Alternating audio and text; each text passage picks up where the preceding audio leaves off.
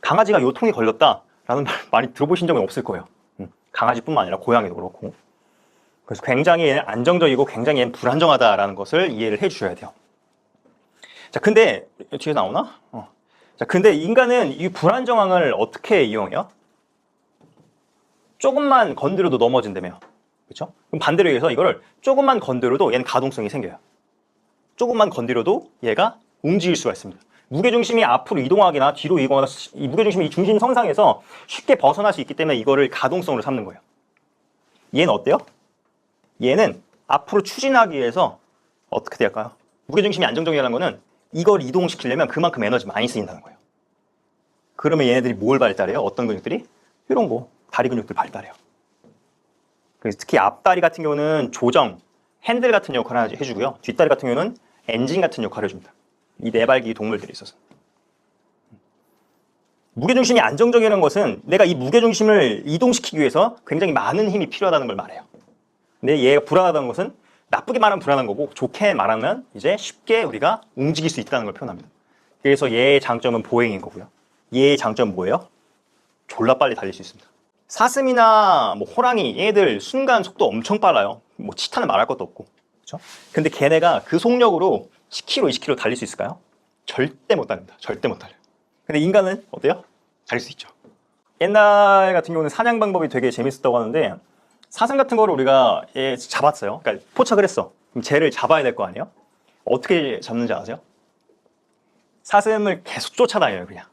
왜냐면 사슴이 트래킹 할 수 있는 이런 발바닥 자국들이 있으니까 계속 쫓아다녀야 돼요, 계속. 얘가 도망치다가 도저히 도망 못 칠 것 같아서 그냥 제자리에 쓰러진대요. 에너지가 너무 달아서. 제풀에 지쳐서 이제 쓰러진 거죠. 써서 폼롤링의 기적인 저항이 얘를 부드럽게 만드는 게 아니라 신경적인 인풋이 얘를 부드럽게 만드는 겁니다. 그래서 우리가 여기 굳이 폼롤러 안 풀고 그냥 따뜻하게만 몸 데펴놔도 얘가 풀려요. 우리가 오해하면 안 되는 게 폼롤링으로 얘를 풀 수 있다고 생각하시면 안 되는 거예요. 그래서 폼롤링으로 만들어진 이런 감각적인 자극들이 얘를 풀 수가 있는 거지 우리가 폼롤링에 대한 어떤 기계적인 압력이나 내 무게를 이용해서 폼롤링을 기계적으로 고칠 수 있다, 뭐 저항을 좀 줘서 변형시킬 수 있다 이렇게 받아들이시면 안 돼요. 우리가 뭘 생각해야 되냐면 저것들을 좀 생각하셔야 된다. 수분이랑 인체 조직, 결합 조직 이거 보면 이 카데바예요. 카데바 진짜 카데바거든요. 카데바 혹시 해보신 분 계세요? 저는 이제 한양대 쪽 의대에서 해부학 조교로 잠깐 일했었거든요. 전 카데바도 직접 카데바 다이섹션도 해보고 네, 많이 봤죠. 많이 봤는데 그때도 제 파트가 골반 파트였어요. 골반이랑 생식기 파트. 그래서 네, 좀 되게 재밌긴 했는데 골반이 여기 되게 어려워요. 그래서 하여튼 다 전체적으로 보긴 했는데 제가 그때 느꼈던 게 뭐냐면 해부학 책이랑 아예 다릅니다. 책이랑 카데바랑 아예 다르고 카데바랑 실제 인체 프레시 카데바라고 하거든요. 프레시 카데바랑도 엄청 달라요. 카데바가 이런 프레시한 게 있고 약간 좀 2, 3년 지나면 이게 약간 육포처럼 딱딱해지거든요. 수분이 다 말라서. 그런 카데바가 있는데 걔네 둘이 엄청 또 달라요. 엄청 다릅니다. 그래서 웬만하면 쌤들이 이제 기회가 되면 프레시 카데바를 볼 수 있거나 다이섹션을 하면 좋을 것 같은데 이게 또 몇 년 전에 작년인가 재작년인가 작년인가요? 뭐 논란이 터졌었어요. 카데바를 보시면 아 이거는 진짜 해부학 책이랑은 다르다는 걸 확실히 아실 수 있어요.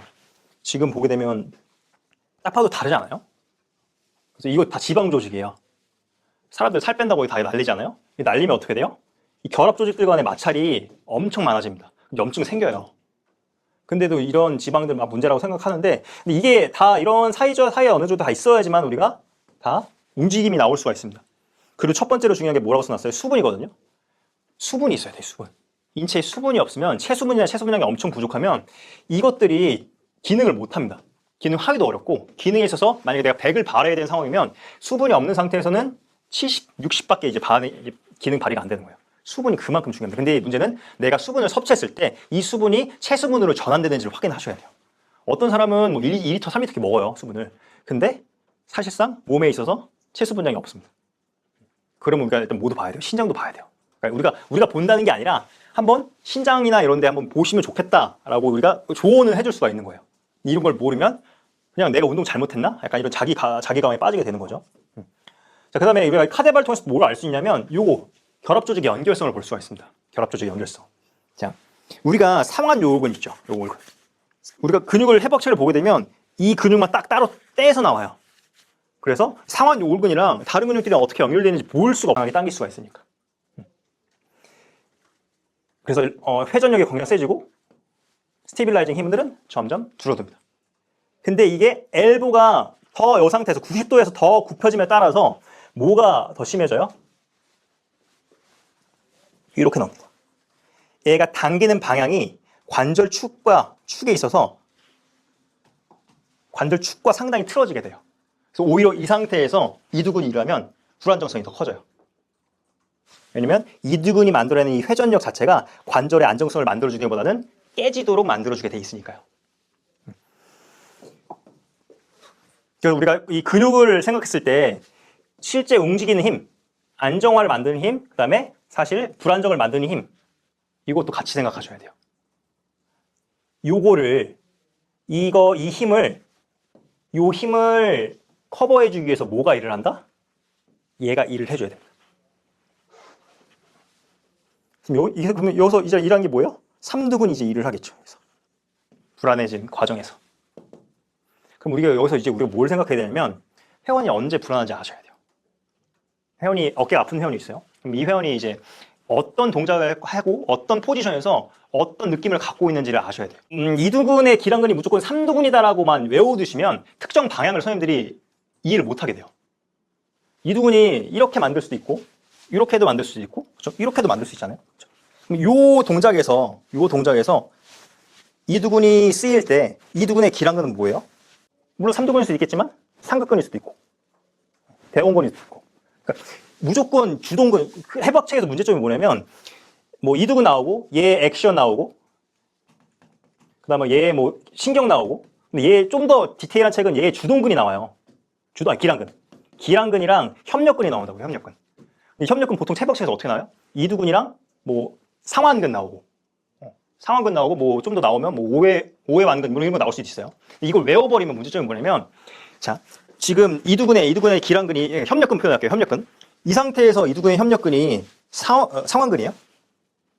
이거 이 상태에서 협력근이 상완근 아니에요. 상완근은 엘보 플렉션 헬만에서 협력근인 거지 이 상태에서 이두근의 협력근은 아니라고요. 그러니까 이거 외워두시면 안 돼요. 동작에 따라서 어떻게 바뀌는지 선생님이 이해를 하셔야지 그냥 무작정 책을 외우시면 안 돼요. 오케이. 그래서 이런 방향에 따라서 관절의 각도에 따라서 불편함이 어떻게 나오는지 보고 그 각도에서 어떤 근육들이 주동근이고 어떤 근육들이 기랑근인지 그리고 협력근은 어떤 건지를 살펴보셔야 돼요. 스테빌라이전, 그 근육의 펑션인데 근육의 기능이 선생님들이 제일 먼저 생각했을 때 어떤 걸 많이 생각하시냐면 움직임을 많이 생각하시죠. 움직임. 근육의 기능이 움직임이다라고 많이 생각하실 텐데 물론 그것도 맞을 거예요. 근데 이건 제 생각이에요. 근데 우리가 인터를 하고 가설을 입증할 수 있는 평가 있죠. 평가가 꼭 들어가셔야 돼요. 평가를 통해서 가설을 확인하면 그럼 우리가 이 가설대로 운동을 들어갈 수가 있어요. 이게 핵심이에요. 이게죠. 선생님들 처음 운동이나 수업할 때 가설 세우는 걸 안 해서 그래요. 안 해버릇해서 그런데 가설 세우는 게 메인이에요. 근데 우리가 가설을 세우려면 이 손바닥의 움직임이 어깨의 움직임과 연결되어 있다거나 아니면 이 손가락의 흉터나 손가락의 상처들이 반대쪽 어깨의 움직임에 영향을 줄 수 있다는 연결성을 이 연결성이 머릿속에 있어야 돼요. 그래서 보통 어떤 사람들이 손바닥 예를 들어서 뭐 옛날에 식칼 썰다가 여기 다쳤어. 근데 이게 반대쪽 어깨에 움직임에 영향을 준다고? 개소리 하지 마. 보통 이런 분들이 많아요. 근데 우리가 그럴 수도 있지라는 생각을 한번 해보시는 게 제일 좋아요. 그럴 수도 있지. 왜냐면 그렇게 이 연결성을 이렇게 닫아버리면 선생님들이 가설을 세우기가 너무 어려워요. 가설 세우기가. 그럴 수도 있지라는 좀 약간 열린 마음을 가지고 그럼 그럴 수도 있겠다. 그러면 그 가설이 맞는지 확인만 하면 되기는 하거든요. 내가 이 흉터 쪽에다가 테이프를 붙이고 나서 반대쪽 어깨 모션을 볼 수 있는 이 시야가 생기는 거예요.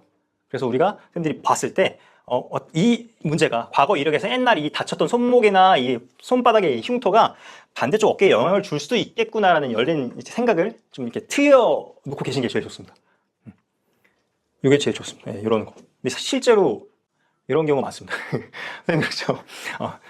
실제로 여기 손바닥이나 이 손가락 다쳐서 이제 어깨나 동작들 모션 다치는 경우들이 많아서 호흡도 많이 다쳐요. 호흡도. 횡격막이 다치거나 그런 경우가 많습니다. 그래서 나중에 이제 저희가 계속 진행하면서 이런 거 임상에서 좀 계속 볼 거예요. 자, 요거 ROM 체크만 하고 오늘 마무리할 건데, 자, ROM 통증이 나오는 관절의 모든 움직이면을 체크하셔야 됩니다. 무슨 말이냐면, 자, 어깨에서 지금 은지쌤 예를 들게 되면, 어깨에서 지금 왼쪽에 플렉션